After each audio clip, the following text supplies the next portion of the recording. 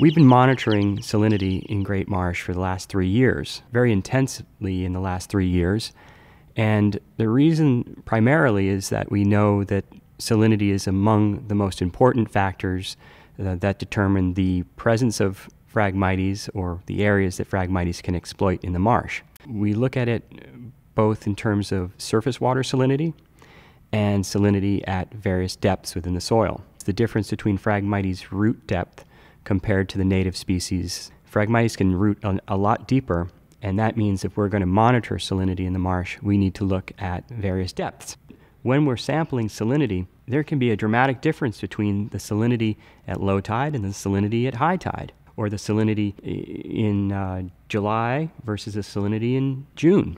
It's important that when salinity is measured in the salt marsh, it be done quickly as possible so that data from one portion of the marsh relates to data in another. This is one of the ways, reasons using electromagnetic induction is of such value. The EMI allows us to take conductivity measurements, gather tremendous amounts of data very quickly, keep those data in check by having some real-time salinity measurements as well. So I refer to conductivity as apparent conductivity. It's inferred as opposed to the real-time salinity that we collect using the sipper.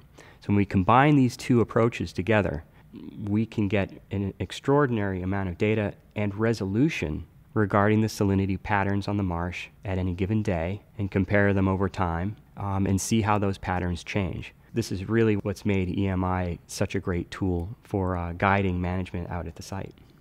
The EMI is based on the simple principle of Faraday's law, sending an electric charge through the ground, and if the matrix that it's passing through is conductive, then the instrument receives a strong signal, and if it's not very conductive, the instrument finds a little to no signal, and everything in between. The conductivity of a soil is fairly closely tied to salinity.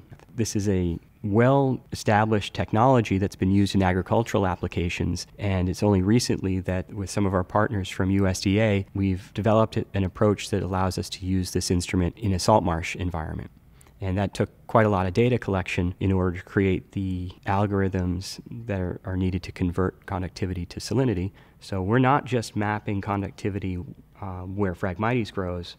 Instead, we're mapping it throughout the marsh to understand where Phragmites could expand or is likely to expand, or conversely, where the environmental conditions are such that it probably wouldn't. The data are collected on the spot on a handheld computer, and we can then take all the data back to the lab and project them in a GIS-based mapping program that allows us to then generate these conductivity maps that look an awful lot like a topographic map. The different lines that are shown are salinity.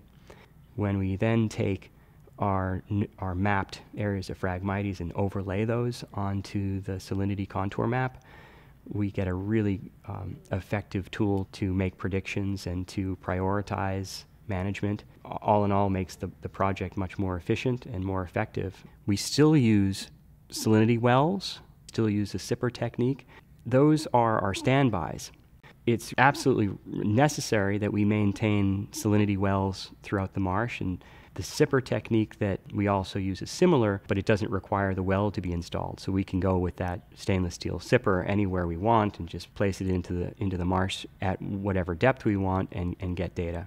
All of these are kind of calculated redundancies in the data that we collect. And then the EMI allows us to then gather data in all the places in between at whatever frequency we want with great ease. So all these approaches together really constitute a solid monitoring program. Through the process of data collection, we've had a lot of different folks collecting salinity data with us, for us. We've had many, even volunteers in some cases, collecting salinity. And therein lies the real value of having the sipper techniques, or perhaps more so the fixed monitoring wells, that allow anybody at any skill level to be able to come out and collect data throughout the year. When we combine all these different approaches, we get a really confident look at how salinity is playing out on this marsh, and again, how that's going to influence our success in management of a plant that thrives in lower salinity environments.